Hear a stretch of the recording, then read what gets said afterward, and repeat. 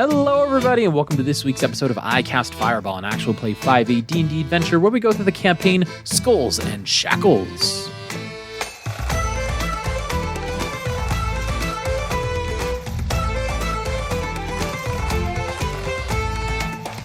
I am Thomas, your DM for this adventure, and around the table we have Lieutenant Ignis Halcon, Maximus Shans, Ataraxia Kalian, and Buster Bilgewater. 1 Chimera, 2 Chimera, no Chimera. The battle was successful with our adventuring party here, and they were able to defeat the Chimera and reap the rewards. Chimera, never heard of her. Sorry. There was quite a few things to discover treasure-wise, including a foldable magical boat, which might come in handy since this is a boat-based adventure. And there were also some interesting uses of magic by Buster to try to discern and identify the history, or rather the history of this place. And it was able to glimpse the differences between the symbols of the Rahadun people then versus now to try and glean some information from that. But after looting the cave successfully, disposing of the Chimera with Max gaining his prized possessions from the Chimera, the party is ready to disembark from this cave and to return back to their crew. And that's where we join our adventurers on this week's episode. And we leveled up. Yeah. And we leveled up. Level 5. Level 5. Feels good. All the magic happens, baby. So, as we make our way back to the boat, there are 3.5 days, which, is there anything that people would like to do during these 3.5 days? On the way back? Yeah, on the way back. I would try to get people to talk about themselves a little bit more. I feel like I still don't know enough about these people that I've tied my fate to. Like, Buster, roll a general charisma check then. Let's try and see how charismatic you are over these 3.5 days. it's a natural 20, and we all just like reveal the rest. here's the deal. I will say there is the only people that I think I'm most interested in talking to about their powers and where they hail is Ignis and Max. All right, cool. Well, Ataraxia is too trustworthy. Feywild, Schmaywild. I feel like I already know enough about Ataraxia. He's the only one that's I think Buster like dumped a whole like here's who I am thing, and the only person who took him up on that really was Ataraxia. Absolutely, your one-on-one, your performance review, so to speak. Go ahead and roll a general charisma check then, Buster, for these next 3.5 days, and let's see how charismatic you are towards your party members. 13. All right. Well, Ignis and Max, I'll give the choice to you guys. Buster is occasionally approaching, occasionally hanging back, pointing things out about the landscape, saying those things that can start a conversation if you allow it, right? Yeah, like with Ignis, I say, so like what are those other versions of yourself that show up? Like what's that all about? Is that like a projection? Is it a simulacrum? How you doing that? Yeah, because you always give such, like, Mickey gives such interesting descriptions on like what's actually happening, but I don't know that Ignis has ever explained that to any of us, that this is like a different timeline and they're getting pulled from, like, it just looks like you have a shadow projection of yourself essentially.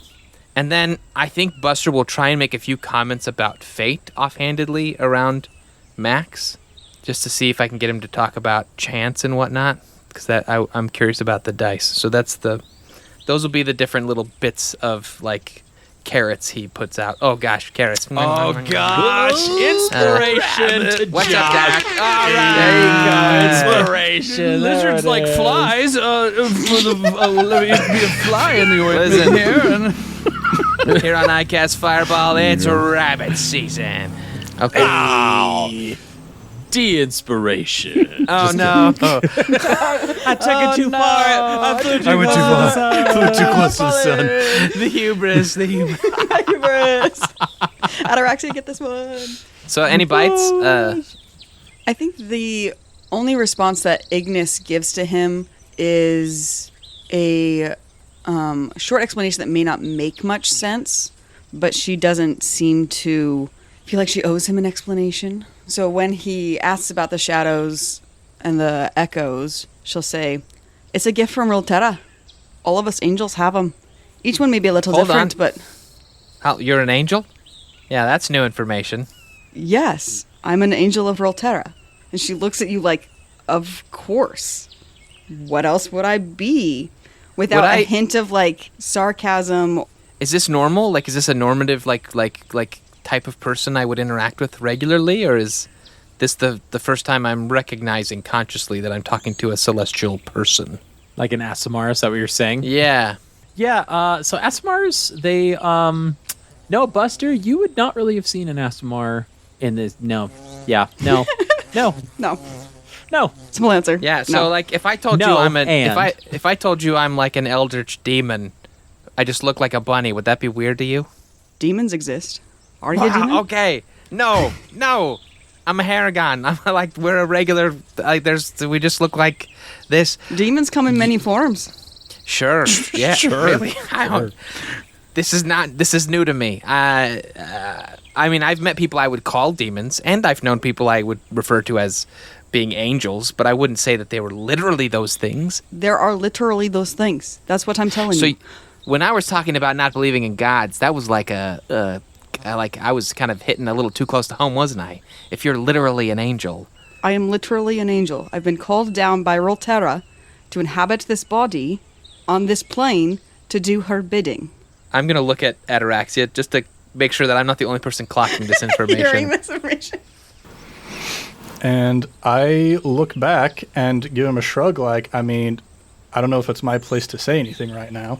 Kind of feel like Ataraxia is like playing Kissed by a Rose right now. Like on his kalimba. So do Just all, like totally like soothing. do all angels get like little, I mean, I'm not little, but like shadow copies? Is that just angel magic?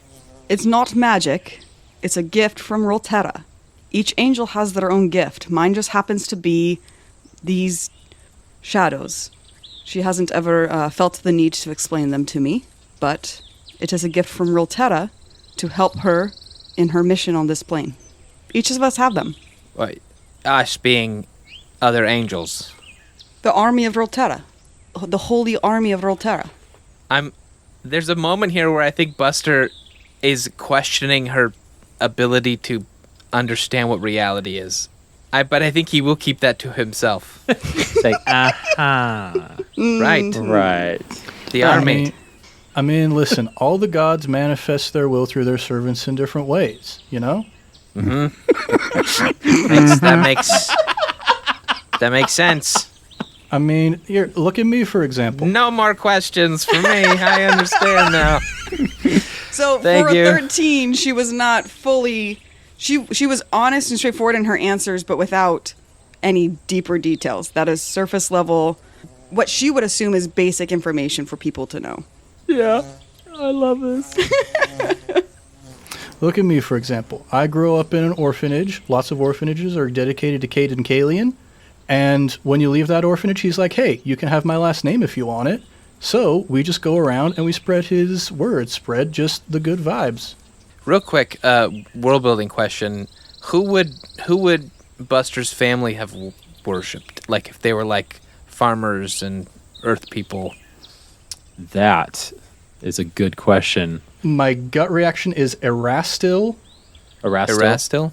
Yeah, I'll do a quick little bit of research just to make sure, but I'm pretty sure it's Erastil. Well, was your family religious with the connections that you have to your town's history? I think so. I think there's definitely some. I think the Buster comes from a huge family, right? So like I think that there is there was probably always like a cleric in the family or somebody who pursued those religious things and was kind of an advocate for that within the family. Okay. But I mean, I just always like to think that his family was just really good at growing crops. Like that was kind of what made them pop up on the radar of whatever deity gave them the warlock powers. Gotcha. Yes, Erastil is the god of farming, hunting, trade, and the family. Oh, that's perfect. Erastil. Yeah. So Buster will say like, look, I know everybody's got deities and stuff. my mom was always big on Erastil, and we had like I think one of my uncles was a priest of Erastil and was, had a little church or something down the road. But like that's the most I ever got involved with gods. But So you didn't worship. I never talked to Erastil. Like that's like You didn't pray. I mean, like I prayed. Like I don't know what you're talking about. Like, but I never got like a back. It's like the I'm calling and nobody's answering. I'm sorry. It's fine. I think that's what most people experience. I don't think that was a bad moment for me. I just didn't see the point of it. We were anyhow. I mean, we divine things with ourselves without needing the god to help us. It's just magic. Anyway, that seems like new information to Ignis. He sees her kind of studying that out in her brain. Like that is not something that she's familiar with. That concept of calling out and not receiving an answer. So, do you know other angels? Of course. Were you a lieutenant for the angels? Yes. So hold on. Am I getting the sense that she's getting annoyed at his questions, or is it like Yes. Absolutely. Yes. All right. He'll stop pushing. He's not going to keep. There's so many questions, but yeah, he's not interested in garnering the ire of Ignis. It's only a 13. Wow. I could make it something else. Begged Thomas. I better rolled a shots. 13, Thomas. Too bad. Mickey's like, no, 13. Only a 13. You sound pretty lucky to me. That's awesome. No, that's great. So just in context for the 3.5 days that we're going to be traveling back, I'm not going to make random encounters. You roll the random encounters on the way back. I feel like we definitely got enough of our fill on our way to the cave. And so coming back now that it's done, I feel like moving to the next phase of the story would being whatever you would like to decide, but going back to the town if you would like. So, but that's not to say we should stop this conversation or other things that you'd like to do on the way back. I know there was talk about possibly recruiting a water elemental to your party. So Max was going to go back to the lake because of the journal or the book Sure. we found, if you will, on the body. That is an interesting thing to pursue. I'm interested in what happens with Max's interaction with that water elemental. great. No bites from Max on the Oh, sorry. I didn't know if We don't were have doing to. that We now don't or have if to. Thomas I'm is just- wanting- Okay. Just remind me again, what exactly are you asking So Max? Buster would say something like, man, that other chimera showing up really unlucky of us. Fate kind of tricked us there, but it looks like we had we rolled the dice, right, and it came up in our favor. That a second chimera came in our No, favor. we succeeded. It's like unlucky, but then we managed it. We figured it out just by the nick of our teeth. You seem like someone who likes chance, is all I'm saying. Oh, I don't like chance per se. I don't dislike it. I think it's just reality of our existence. I found that embracing chance is better than trying to push back against it. I can respect that. The dice you And rolled I can respect for... you. Ah. Wow, thanks. I appreciate that. It means a lot coming from you. I know I think you sometimes have referred to me as a weak, small thing that needs defended, so I'll take that. When did I say that? Genuinely perplexed. When did I say that? Maybe you didn't say it exactly in those words. I wonder, correct me, helmsman, but I would say that's more of possibly what you doubt yourself in than what I think you are. Oh, maybe. I do think I'm a small, weak creature I've that been needs defended. told I'm big and intimidating. As he grins. Buster just nods. But, Yeah. I mean none of those. I don't mean to present it as juxtaposition as to your being, as you have demonstrated many times. You are reliable, strong, smart, and a little impulsive. That I am. I like to like the sea. But probably one of the decisions I feel like you've made that you defend the most has been Ataraxia's appointment to being captain. And like you, Yes. you white knuckled that choice, even though it was completely chance that choice was made. Has there been any drawbacks from it? No, it's been great. It's been great. But like I get the sense that you would follow any order Ataraxia gave. Yes, he's my captain. Okay. Cool.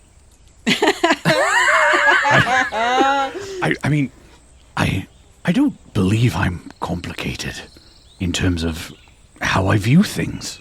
Things happen. I must accept them, even if I don't like them. But I would say that having Ataraxia as our captain is something I like very much. And that's all said as you are actually walking up to the lake, that where the treasure is, the bottom, where the water elemental is there. I'm intentionally trying to have these conversations openly so that anybody else in the team can hear them. And as you approach the lake, very still, just as you left it before. The birds aren't there, but birds come and go, right? Stupid They come, birds. they go. Stupid birds. They come, they go, they go, they come. That interaction, by the way, I feel like we did not respond at the digital table here with the level of joy that the audience did with that edit. Like it elevated that moment so much. I remember enjoying like watching the interaction, but on the listening to it, I was like, this is so much more fun than I remembered it being. But as you come up to the water, you see the statue of Saren right at the very bottom, kind of glittering at the bottom of the lake. And you are here, Max. You hold the book out. What are you gonna do? Just give this conjuration all the facts, so it may deal its life what it will. And when he says that, he'll... Why? Why? What? Why? What do you mean, why? Why? Like, why do you care about the elemental? Well, I put myself in its place. I am bound, which I respect, by a promise I made. If, though, there was more information to be gained, I would appreciate that, too. Buster's gonna take his statue that they got from the booty and go, this is probably a dumb idea, but he's gonna take it and chuck it into the pool. Okay.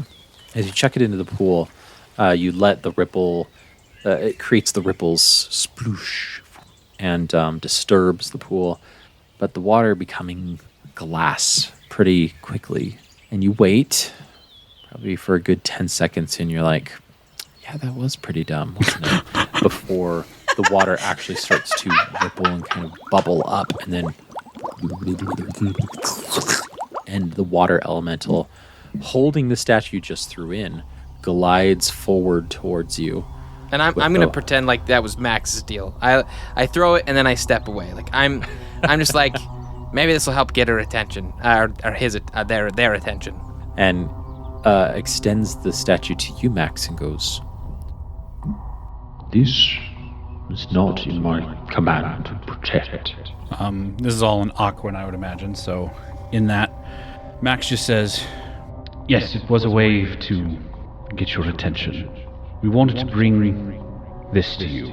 and he lays the book bare, kind of before the elemental.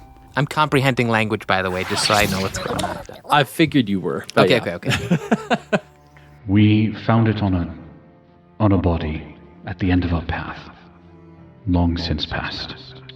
If it belonged to who charged you to stay here, we grieve with you their loss and bring this to you to help you on whatever path you decide forward. As you lay the book bare, first showing its cover with the old symbol of Rahadun, and as you open it in Aquan, the elemental goes, This was the symbol of one who charged me to watch after what they protect. There were many, but this was the symbol. and the water of their arms completely encompasses and engulfs the book actually and lifts it out, drenching the book. which you would think would destroy, especially such an old book like this. But as water gets infused into the book, the pages start to actually like grow a little bit, because obviously, they're taking in the moisture, right? And the binding actually starts to like, the dust starts to blow off, and as the dust sort of like starts to float in their arms, the elemental, for with their left appendage, I'll say, sort of like throws like it's washing water off of its hand, but instead the dust like and dirt gets flung out of the lake away, leaving the book clear of dust from the ages. And as it continues to stay in the water, it actually almost is like being reborn or like revitalized, with the water becoming integrated into the book itself, and it's becoming more whole, if that makes sense. It's weird because water destroys paper. Buster, you're like, I know one thing for sure, that papyrus stuff, not great in water, right? But this is obviously infused with magic, for how else could you explain the book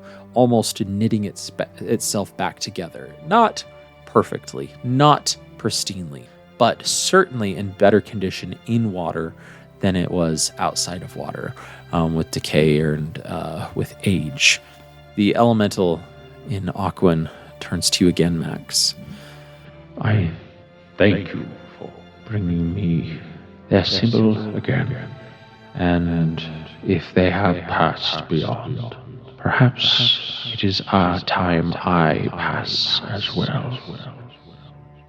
And they just, their head sort of like bows in a reverence, and they look to you and go, I thank you for releasing me from this charge, for finding my friend, and for bringing me peace. Where would you go?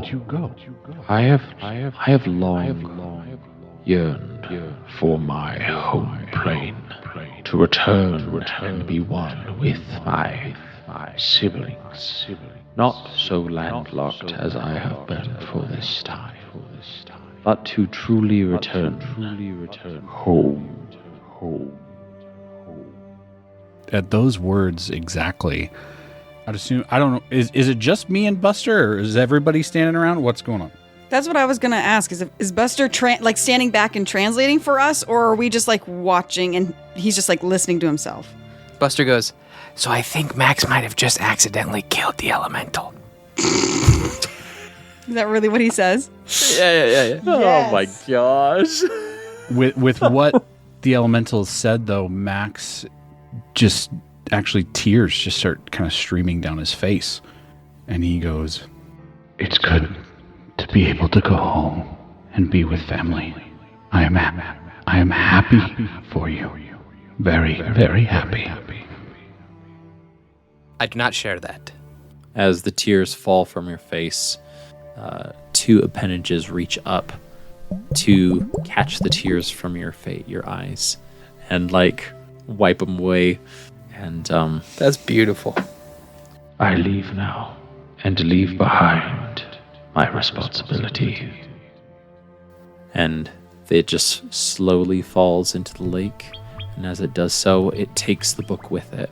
And the book actually swirls down below, and as you can see movement under the water as the lake becomes glass on top again, the book swirls and swirls until and suddenly disappears, and you don't see where it goes, but it's gone.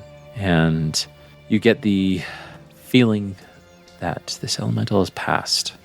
How? You're not sure. Are they just waiting for you to leave before they try to actually escape the pond? You're not positive, but Max, you feel that this elemental has now left, and the pond feels significantly empty. Max will turn around and kind of walk back toward the party, not really crying anymore, but definitely different emotionally, and just say, It's been able to move on. And I'm pretty sure, Buster, that you can go get that treasure now. Listen, I really respect what you did, Max. That was He's saying this as he's tying a rope around his waist. That was a really special thing. I hope it's okay that I was listening. If you could hold this end of the rope, I'm going to just dive in there to see if the treasure's still there. Of course, yes. I figured as much. Is that too much? No, it's perfect. I love it. As Buster dives in and Max is holding the rope, and Ignis has been watching this whole thing, obviously unable to hear what's been happening, but to her, what's been translated has been that Max has killed this elemental, because that's what Buster said. I did say accidentally. But all Ignis sees is Max becoming emotional over the demise of this water elemental. And as she's standing there, harshly judging him for that emotional response to his actions. And as they're diving, she just has her arms crossed and looks him up and down and then spits in the dirt and will walk away from the pool to where they're supposed to walk back down, retracing their steps and wait there for the party to finish and come. Ataraxia, seeing that you're departing, will not necessarily follow, but just will say, proud of that guy. Buster, the treasure is all there. Yes. So yeah, It is I just not untie left. the rope so I can go get the treasure, and then I'll haul it up and then try and tie it around the rope and tug it for them to pull us back up, me and the chest of treasure. Yeah, so the chest of treasure, it's coins. It's money. You got more treasure. Yes! He does a little like prospector dance on the edge of the rewarded lake. for empathy. Look There you at go. that. Plunder. All right. Plunder. And the Listen, angel and hating Buster's it. rubbing- How dare you Buster's have rubbing a empathy? Buster's rubbing a couple tears out of his eyes. Listen, guys, this has been. I hate to get emotional, but this is. I'm really glad. We did this. He's using like the gold coins to wipe away the tears. And then you hear him chink, chink, chink as he walks. Just the biggest, like, I'm thinking of like the animated Robin Hood from Disney, where like their pants are just filled with like gold coins. But yeah, no, I'm thinking of the DuckTales, the genie one, where the guy's just like stealing all the gold from the bin. Oh my gosh. All right. Dijon? Is that what the character's name is? I did not. Yes. I did not think that was going to turn out with us getting all that gold. That feels really good. All right. How much would that be? Yeah. How much She's gold did you get? party. Let's How much? roll. How much Done. Drum roll. Sound effects. It is. Ooh, that's pretty good. 70 gold pieces and 5 platinum pieces. Hey, we like platinum. And 2 statues There you go. now of. Yes. Yep, that's right. And 2 statues of Sarenrae, the one from before and the one down below the lake. Great. Woohoo! Way to go, everybody. So, as you make your way back to Rickety Hake's place, let's just say you get there without issue, without cause for battle or anything like that. As you get back, you actually get back as the sun is starting to set. And the local tavern, if you recall, Rickety Hake, it's not a huge port town. It can't be by its very nature. It has to be secluded, sequestered away, or else everybody would know where to go to find out all the illegal goods, illegal ships are and stuff. So, but there is quite an uproar in the local tavern, and as you get closer, you actually hear Sandara yelling over the crowd some stuff, and you're like, what is Sandara doing? And as you all enter in, it is Sandara on top of a table, and she's got a massive pint of ale in her hands as she is sloshing all over and like pointing at the entire crowd. And you come in right as she says, "And that's when Mr. Plug, he decided to give up the ghost as he was flowing down the ocean behind the ship. Oh, the man's promise was not his promise that day, I say to all of you." And they go, "Ah!" And it's a huge uproar here. Sandara while you've been gone, has been talking your crew up to get infamy for you and the entirety of the crew to start your pirating career. And so she has spent a significant portion of the past 7 to 8 days talking and boosting up your reputation here. As a result, I'm going to be doing a few charisma checks from Sandara's sheet to see how successful she's been in getting that infamy up, to see if she's maximized the amount of infamy that is absolutely possible. Can I give her one of the rolls?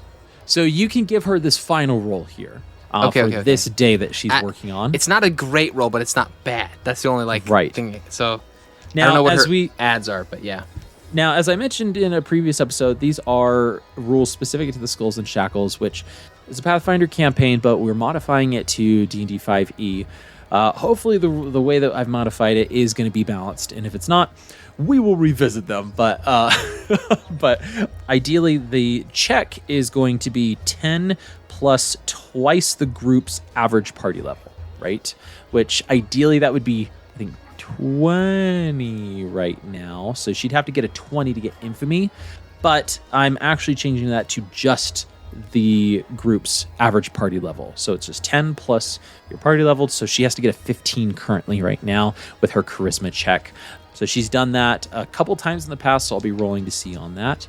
And if she gets higher than a 5 above that, or a 10 above that, she can get even more success with infamy.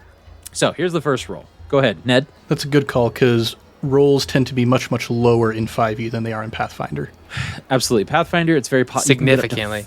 You can get up to 40 in Pathfinder with all the modifiers and stuff. So yeah, whenever they say twice, it's like, nope, I'm not going to do twice. Yeah, some people's there are monsters ACs that are close to 30 actually in Pathfinder. It's not a great roll to roll a 19 in Pathfinder. That's like average. Yeah. You're like, okay, I got a 19, which means I can add my 23 and just tell me about it, right? All right, so here we go. The first roll with her charisma. She's got a 19 on the dice, so she's already good. She got you one. Plus, I'm not giving her any of the roll. I won't do any divination stuff. I don't think it would help enough. I've got an idea for this most recent one though. When you get to that, sure.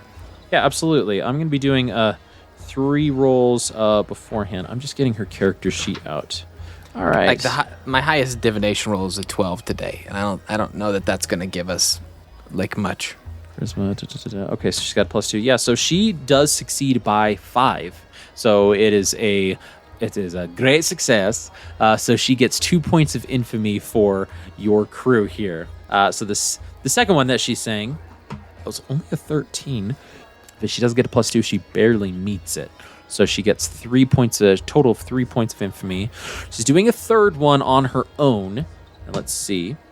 14, so again bumped up above that 15. So she's gotten 4 points of infamy for your crew, and according to the rules here in Skulls and Shackles, you can only get 5 points of infamy per harbor. This is a real crunchy part. I apologize. This is going to be established throughout the entirety of the campaign, though, and I'd be happy to post these rules for our listeners here in our. We should do a crunch squad just on this. Hey, that might be a great idea, actually. The unique homebrew rules that we're doing. Yeah, that's a really good idea. So now she's finishing her 5th day of boasting of all of your adventures here. So Ataraxia, you've got some ideas that you'd like to assist with, yeah? Yeah, this seems like a branding opportunity to me. These people, they're feeling the vibe. We're becoming already pretty infamous around here, and we want to prove to them that we are pretty hardcore. So I look at the table that Sandara is standing on top of, and I see just like an empty space on that table, and I kind of map out the trajectory, and I look at Max, and I sort of elbow him in the knee, and I point at the goat head that he took from the Chimera, and I point at that empty space on the table. Max throws it on the table. Nice. As you throw it on the table, there's some it just clatters, and as everybody goes side, like, whoa, it's just like, did you see that goat head? I've never seen a goat head that big. And then Max, you just slam it down, and Sandara goes silent and looks at you and goes, Captain Ataraxia is back, everybody. Look at here. The dangers of the Isle couldn't keep them away. And he's a goat. Buster He's got a bigger goat. Buster has the chest of treasure wrapped around his back like a backpack, and he's just slowly trudging his way towards the ship, step by step at this point. He doesn't come in the bar. Buster. He's got priorities. Yeah. I love that. Ataraxia, the focus seems to be on you right now. If you wanted to say or contribute anything. I look at everybody here in the bar and I say, that's 2 less chimeras on this island. And there's kind of like a pause. And you even hear like one guy goes, what's a chimera? Shut up, Frank. It's not the time to ask that. And I do a little satyr leap up onto the table next to Sandara, and I put one hoof on top of the head. And I say, well, folks, I am pleased to announce that it is a lot safer now to go into the wilderness and seek of treasure. Good luck finding it, though, because we already got all of it. Sorry. Go ahead and do a performance check here for your leap and for presenting this information and just general boasting of your exploits. That is going to be a 16, but I really want this one to be meaningful, so I'm going to use one of my luck points. Nice. Oh, that's a 3. I'm going to use another luck point. That's another 3. Oh no, final luck point. It's the end of the day. I'll use my last luck point. Okay, that's a 19. Okay. 19 total, or is it just 19 on the 19 total. All right, 19. That's another 3, crap. So 3 luck points in. You're just kind of like, I imagine like Ataraxia is like, you present, it's silent, and you kind of look around, and then you represent your hands like, all right, come on. All right, applause now type of a thing. All right, and I go, okay, satyr horns for respect, lightning between my fingertips. And then as soon as you do that, everyone's like, they go crazy. You're waiting for that. That gets you your final infamy point from the Isle here, giving you and your crew 5 infamy points. Again, we can go ahead and post up the exact rules, definitions, what's possible there, not only for our players, but for you listeners. We'll do that in our Patreon, I'll say. Probably going to be the easiest way to do that if you wanted to go and reference that information. Our infamy at the different harbors and all of that, is that something that we as players need to keep track of, or is that something that the DM will keep track of and weave it into the story? We have to keep track of inventory, so I don't know if, and like our own inspiration, I didn't know if we need to like track our infamy too. I will keep track of infamy because, yes, it will drastically determine how people react to either negatively or positively of like, oh crap, these guys are here, oh my gosh. And your disrepute, that's basically establishing how both of those combined are establishing how the world is going to react to you based on what you've done. And so increasing or decreasing one of those items is how you can then change those dials of how I am going to react to your crew and your ship name, so to speak. So I'll keep track of all that information. Great question. Excellent. So, round of another barrel gets tapped, and the ale is flowing again. Everybody's welcome to participate. Buster's already gone to the ship, though, to create his Scrooge McDuck pool that he's going to swim in with all the gold and the platinum pieces. Our Scrooge McDuck pool. I also, like, the first thing I want to do is inspect the ship. I want to look over every nook and cranny that they adjusted and altered and, like, so I want to familiarize myself with our wonderful vessel. Absolutely, and probably something best to do the next morning in the light of day, so you can see things very clearly. And as the night goes on, you all get depending on who participates, you get a little bit hungover, you get a little bit drunk that night. You wake up, some of you in various places, but regardless, you are able to kind of brush off the cobwebs of your mind and go seek out Rickety Hake, who goes, yes, Ataraxia, it's great seeing you. I heard about all the treasure you got, and congrats. I'll have to say, everybody else who's come back has been fairly tight-lipped about what they saw, probably because they're embarrassed, because they couldn't defeat what was there, but I see there was no problem for you. Yeah, thanks for the good lead, man. Hey, I am an entrepreneurial spirited man, you know, and anybody else who has an entrepreneurial free captain spirit like yourself, as he gives you like a small punch to the arm. And it's like, you know, I'm trying to help out with information that I've got. You know, this one is the only cost of it was your delightful company and getting to know a little bit more about you, so I can start spreading the word about Satyrs Horns, right? Hey, Or the I'm a Satyrs fan song. of that. Satyrs, I didn't write the name on your ship. Sorry, I gave it to actually one of my carpenters, but the Satyrs song, yeah. Yeah, I mean, I was talking with Buster. He was looking over the ship last night, and it's looking pretty good. Hey, yeah, you know, I can walk you through some of the spaces. It is pretty good. And the thing that he shows you, the main thing he shows you is obviously everything that has been promised has been given, right? Everything is the ship does look different. I mean, the color doesn't look different, but there are some key noticeable differences. Even the wheel itself. The cut of a jib. The cut of the jib. It's a great way to put it. Even the wheel itself, Buster, as you go up to it, it's just it just is different. It feels like it's been either increased. You think they probably even took the whole wheel off and just put a brand new one on. Even though it feels good, and you're like, hey, it doesn't feel like it should be different, but it just looks completely new. I mean the masts themselves, they completely changed out the fabric to where it doesn't even have like the scratches or remnants of it at all, and they're going to hold on to that. And it seems like one of the easiest ways that they can help squib ships is they just kind of stockpile a lot of the stuff from previous ships, right? And then they slowly roll it out with new ships, and then they're like, oh, well, we're just going to replace that, and we'll replace that, and we'll replace that.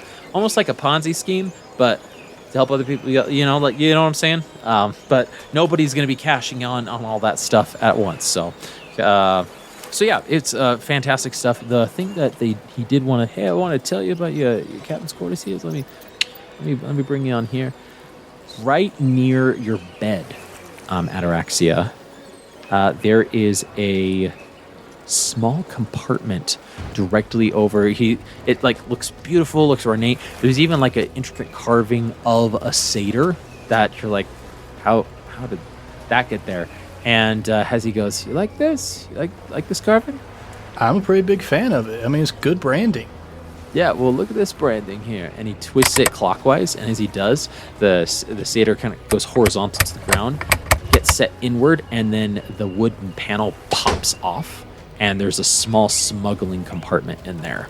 And it's just you and him right now in the captain's quarters. And he goes, a little bit of something there for a little special if you just need something completely private. I know you got a pretty close leadership here, but you know, as a former free captain, an enterprising person, a free captain as yourself on the rise, you always got to have at least one or two secrets to yourself. You know what I'm saying? You know, and so this is probably a great place to store something like that. Yeah, and in my head I'm thinking I need to have secrets, but outside I say, yeah, man, yeah, I get you. Yeah. I knew you would. Yeah.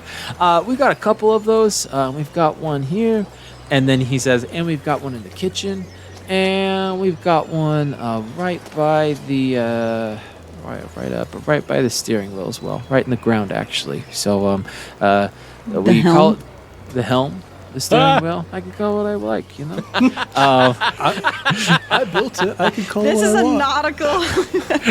The drive shaft. But he goes, we'll call it branding, but you and I will know exactly what it's for, right? All right. But really, all in all, your crew is ready to go. They've stayed for 8 days on the island. Some of them are eager to get back on the sea. Buster, your foot is stomping. I'm just kind of gripping the helm, just being like, all right, yeah, okay, all right, I'm ready. I have 3 things I would like to do before we leave the island. First, I'm going to buy a telescope, because that would have come in very handy earlier. Nice. Telescope, bought. And because this is not a port city, I'm going to say it costs 50 gold pieces, actually. 50 gold. Oh, treasurer, might I borrow 50 gold? Well, 40 gold from you. I've Max got 10 might of want my one own. too, just if he's up in the crow's nest, a spyglass, I should say. That's a good idea. We couldn't have too many. I think that's worth it. Sure. Yeah, We're flush with gold. Come on. They only have 2 to spare for this island specifically. They're like, we need all the other ones we've got, but we have 2 that we can sell to you for 100 gold pieces for both of them. Ignis will pull out a gem each. Boop, boop. They're both worth 50 gold. Perfect. Aye, there we go. All right, so by Spyglass, the second thing I would like to do is I'm going to turn to Buster and be like, so Cobram, are we giving him a third chance? We talked about doing that. Oh my gosh. Right? I Is he think even still alive after a week? Ataraxia, we picked you as the captain out of a sheer chance of fate. I kind of feel like his future should be determined in a similar manner. If Max is up to it, I think you should have him decide. You up for it, Max? What? Yeah, Dice, right? You are on team. Maybe we give a second chance. I want to see the right? dice again. That's really what Buster's up to. He's like, I want to know what's going on with scheming, this. Scheming.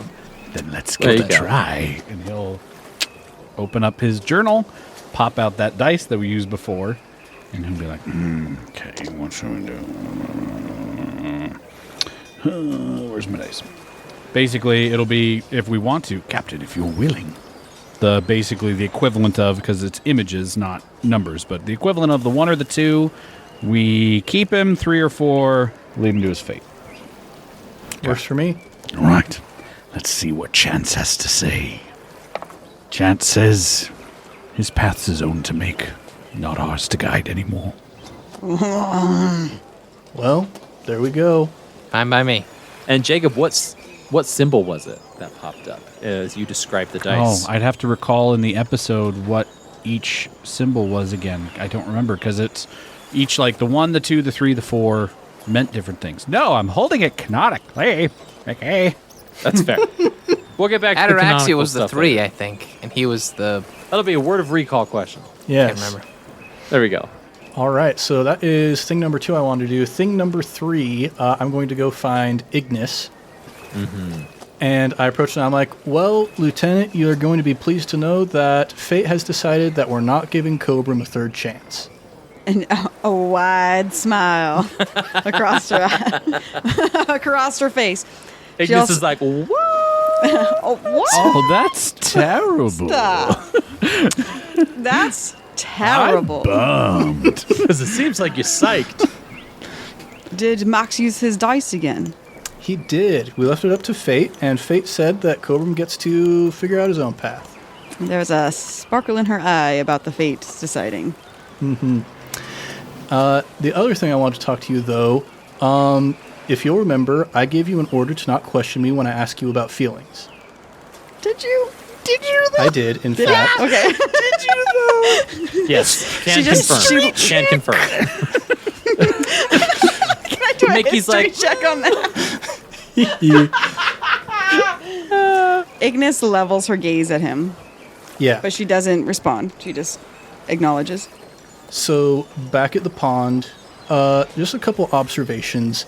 You know, when Buster came up out of the water, he was kind of like wiping away the tears, saying he didn't want to get emotional. And when Max started crying, you didn't seem to be a big fan of that. So, I've never cried before. I just want to know, from your perspective, what's the shameful thing about crying? It's shameful to feel pity for your enemy.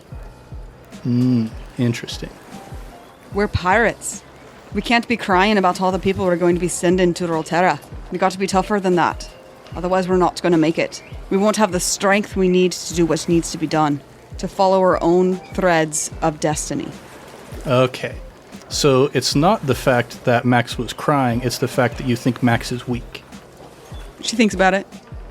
Well, yeah, yes. If you're asking my honest opinion, then yes.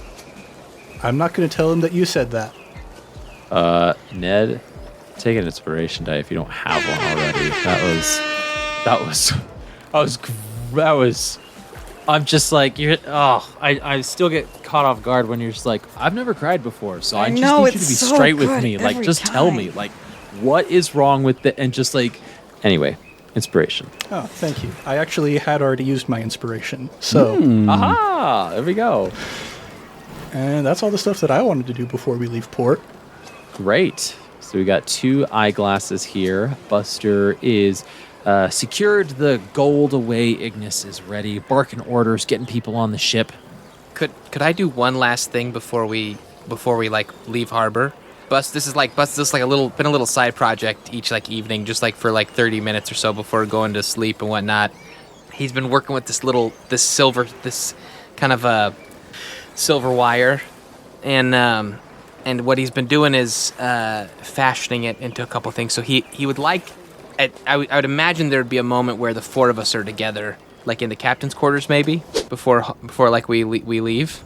Yeah, sure. I mean, Buster could Kinda even like- ask you guys to just meet him there really quickly. Yeah, it'd have to be really quick because everybody is coming up on the ship for sure. So he just goes, hey, listen, my magic's growing after like that last encounter was pretty intense.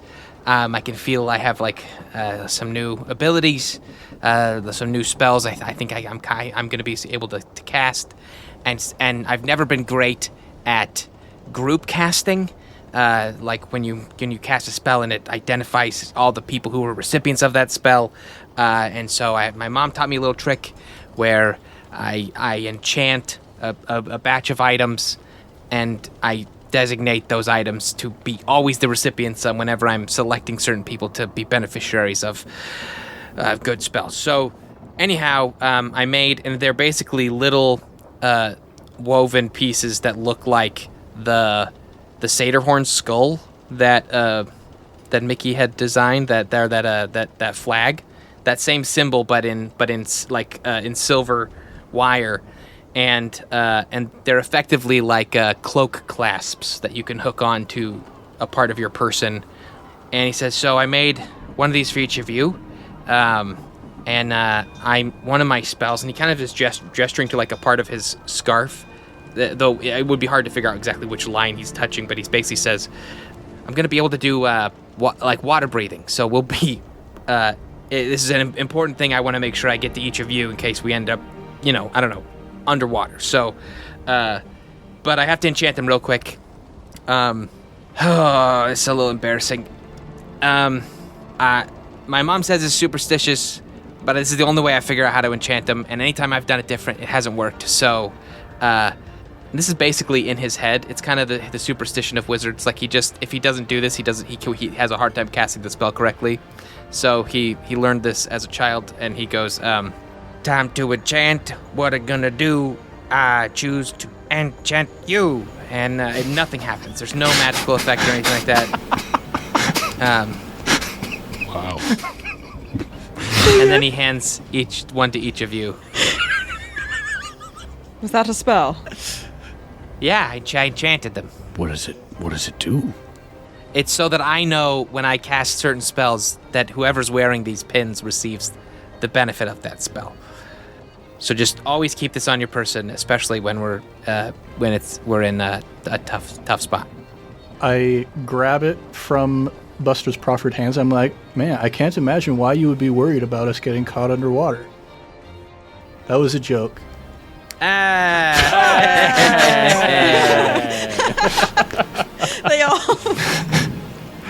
all think about getting somebody else as a new captain for a second. So anyhow, let's say we see how this song sings. Let's do it.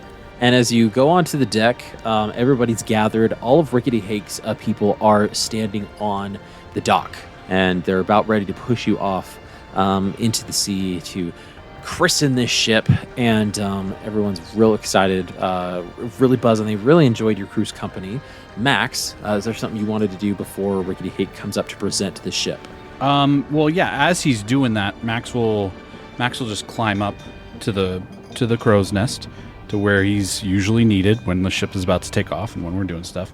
And as kind of probably Rickety's kind of doing his thing, he's going to sit down, open up his journal, and actually take out a writing utensil.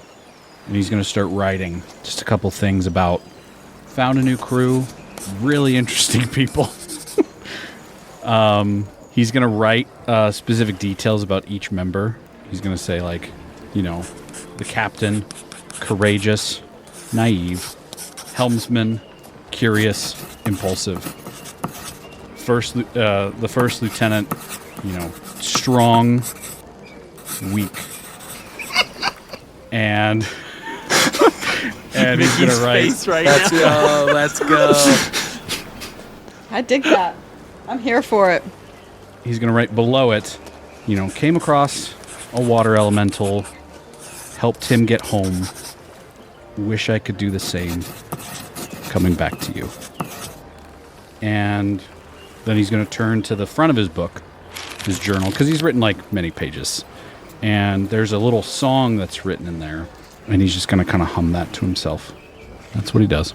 And while Max does this, it's tuning out really what Rickety Hake is saying, what he's doing down below, as while the rest of the crew is gathered on the boat. The new Satyr song. Rickety Hake goes, "It's my pleasure to send you off a free captain of the Shackles. You set your path forward, but as the Satyr song, I think we'll be hearing your song for a long, long time." And he gets just a massive, actually nice bottle of champagne, and he just holds it high aloft, and he says the same thing that he said, I believe he said it before. He says, "Good fortune and sure sail await one can crack the tide water rock." And he just chucks it at the side of your ship, and the glass breaks and champagne goes everywhere, and everyone cheers. The sails unfurl, and you cast off. And what leg will the Satyr song go on next in their adventure? We'll find out on the next episode of I Cast Fireball.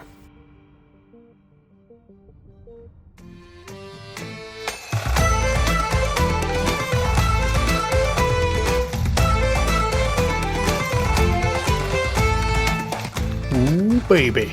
Yay. Oh, that feels like an Act 1 to me. I'm not just going to say that feels like an Act 1. Yeah, Or it kind it of really almost does, said- doesn't it, video though? almost said games. Act 1, In modern video games, Yeah. that's the prologue. Yeah, Right, the right. title of the comes game up. just shows up. Tutorial to Yeah. get it all together. Yeah. See, now it's Skull and Shackles, Yeah. right? Yeah. This is at Let's least go. a That's 150 accurate. hour That is video exactly game. what that feels like. You've been yeah. playing for 12 hours, and you're like, that was the prologue. I mean, I don't know if you it's guys a have ever game. watched Firefly, the sci-fi Yeah, show. of course. But Firefly. they end episodes like that all the time, and it's so satisfying. That felt so good. All right. Well, I mean, it was a great opportunity to kind of get to know each other, figure out your abilities, level up, and then have that purpose of driving you forward, right?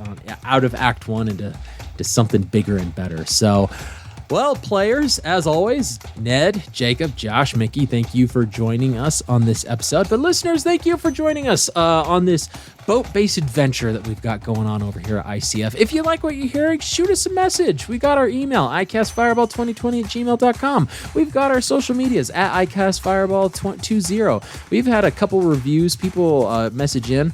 I need to compile those so we can shout them out on the very next episode. We'll do that on our next episode, listeners. So if you haven't been shouted out, have no fear. You're probably on the next episode where we're going to shout you out.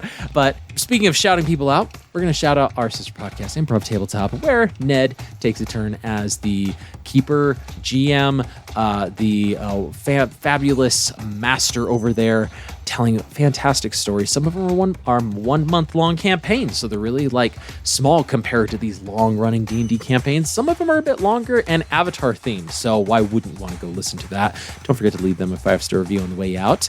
Also, Titans of Altera, always Josh's podcast. Go listen to that. If you haven't listened to it, what are you doing listening to ours? Gosh dang it, get over there.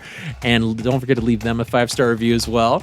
Lastly, don't forget to like, subscribe, and share with your friends, fellow wacky adventurers. But until next time, I'm Tom, your DM, and around the table we have Lieutenant Ignis Halcon. Maximus Shuns. Ataraxia Kalian. And Buster Bilgewater. Let's keep that fire going, everybody, and we'll see you all next time.